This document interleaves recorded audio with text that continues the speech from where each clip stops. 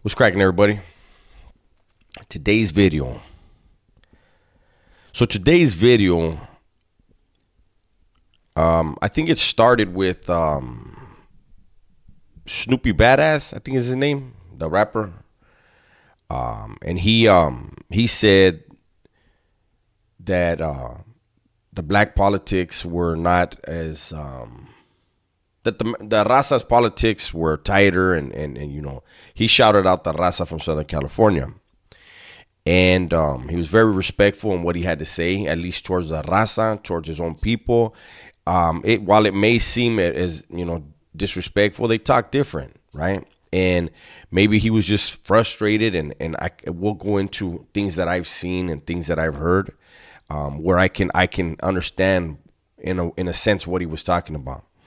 Then Chill, shout out to Chill on the 16 to Life channel.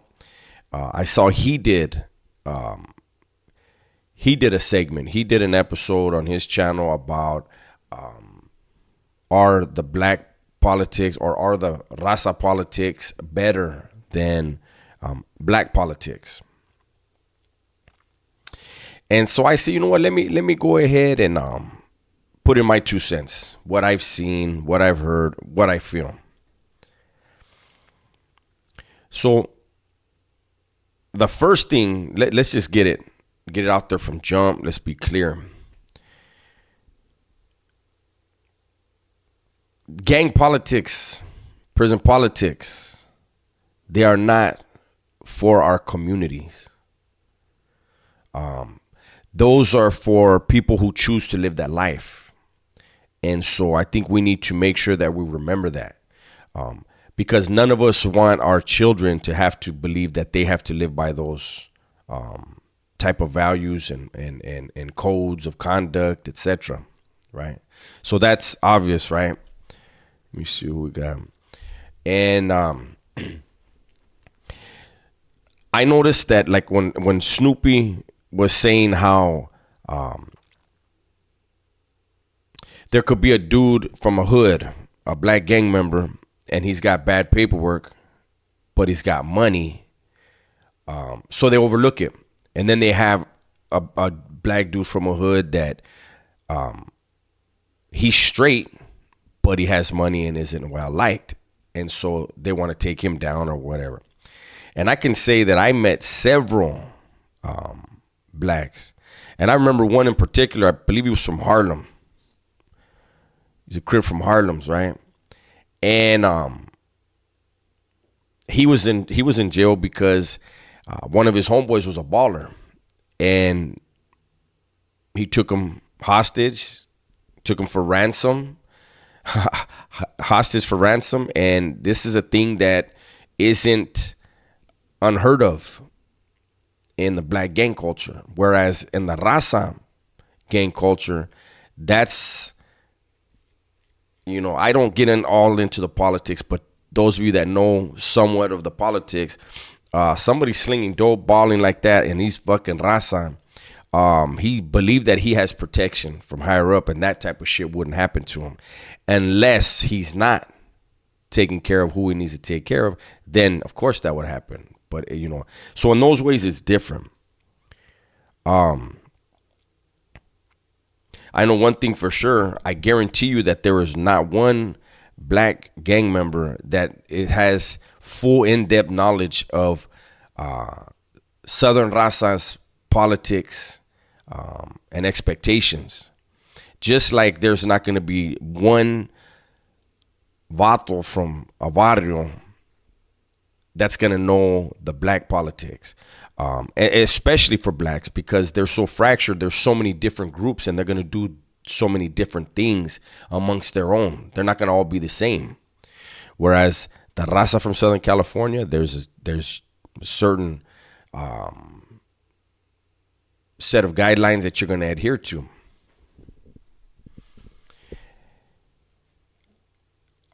Are they similar? I don't believe they are at all.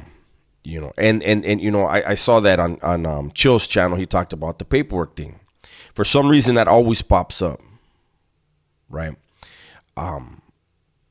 It trips me out that there always people seem to have to because I know Hoodie's done it. There's been different channels that do it and have spoken on, do the blacks really check paperwork? The fact that that question is even asked and attempted to be answered is probably because it's believed that in totality amongst the blacks in prison, it isn't the norm. Maybe their thing is, if something comes up, then you ask to see it. Whereas the raza, they're gonna check your paperwork immediately. You go into a cell, you could be on a yard with the dude. You could have already been on the yard with somebody for a year, but when you cell up, you're going to exchange paperwork out of respect, so that the person knows, hey, he can lay his head down a little comfortably. But like I've said before, in prison, you're always on your toes. You never know. Your cellie could be straight, and next thing you know, he loses his fucking mind.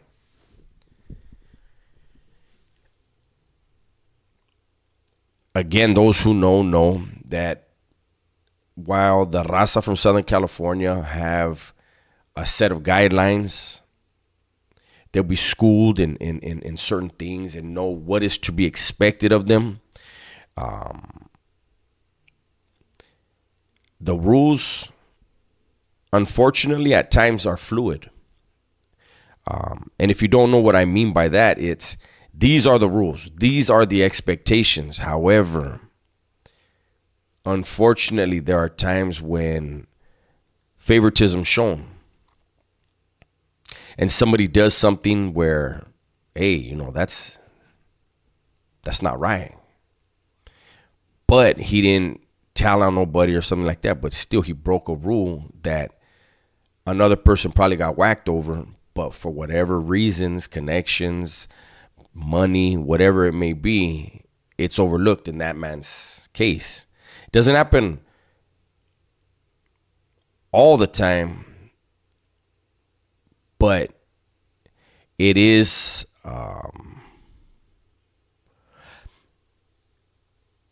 someone always knows, put it like that. And somebody always has someone that they confide in, right? And that person also has someone that they can confide in. And so it affects the morale when you have people that are struggling and striving to do things by the book, be hardline with it. Then you have other people that half-ass it, but they have certain things, certain connections, again, money, whatever it may be, to where they can slack off and it's okay. I don't know enough. I'm not here. This video is not to speak on black politics. I don't know anything about their politics. One of the blood groups, there's two. I never say the organization's names, but I used to be in the chow hall with a dude from Compton, a Pyru from Compton, and he was a part of one of those groups, and he used to like to drink. And it became my responsibility because when he would drink, he would air out he liked me for whatever reason. He had first started he went to San Quentin at 18. I think it was like 1984 during the war, right? And he would like to drink, and he would like to air out his grievances against his own clique to me. And I learned a lot about that one organization. Of course, that was my assignment. Once I noticed that was what he liked to do, I let my Sally know, and it got to where it needed to go. And they were like, let's get a better understanding of these people, how they think, how they function. Nobody ever really talks like that with them dudes, right? So I know a little bit about that, but do I know their politics, actual politics? No, I don't, because again, I don't think that it's just with the raza from Southern California where rules are fluid. They have that old saying that absolute power corrupts absolutely. And when you have men that have we'll go back to when the legends were slammed down and you had dudes on the main line that were their eyes, ears, mouthpiece, hands, feet.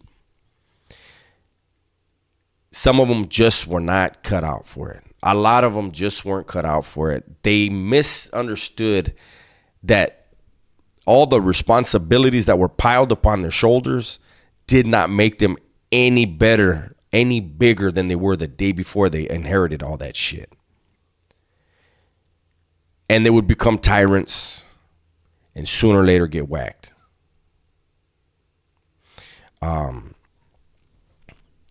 I don't remember ever seeing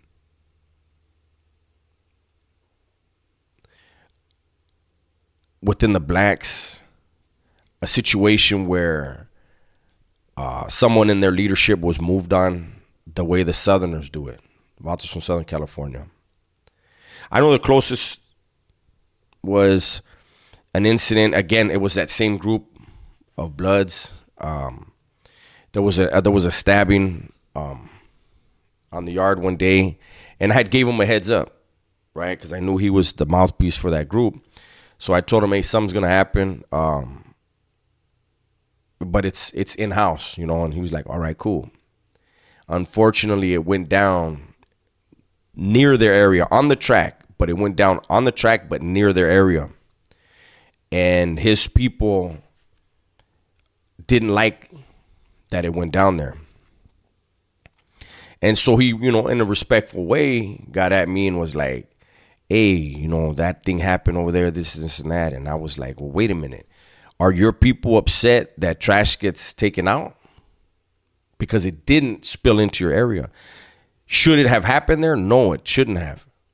But when the shooters see their target and they see the best opportunity, that's when they're going to take it. Unfortunately, their best opportunity happened to be on the track in that area. None of your people got hurt. We'll work on it to where, you know, we keep it out of everyone else's area, keep it in a neutral area or in the southern area. But I don't comprehend anyone having a problem with trash getting taken out when that's what's supposed to happen, you know. So there's different ways of looking at things, I guess, but it also could have been animosity from something else, a bit of racism, who knows. But anyways, this video is more than long enough. The person I am now, there's no way that I could say these politics are better than those politics or those politics are better than those politics, because we are talking about a criminal mindset, criminal way of living, criminal expectations. Those of us on YouTube are no longer criminals, right? We are, and those watching, we are no longer criminals, right? We've either grown out of it and moved on, or hopefully you're trying to grow out of it right now, and that's why you watch these channels, for motivation that it can be done. So if that's the case, at the end of the day, who cares about that? Those men that have to live by those laws and those rules, believe me, they wish they were out here with us, living by the rules of society. Unfortunately, because of terrible mistakes that they made in their past, that's not an option right now. But hopefully it will be for them. With that said, thank you for checking out my new video. You thought I was going to forget again, huh? What's cracking? That's in there too. I'm switching it up a little bit. But everybody, please be safe, be smart, and tell the ones you love that you love them. I'm out.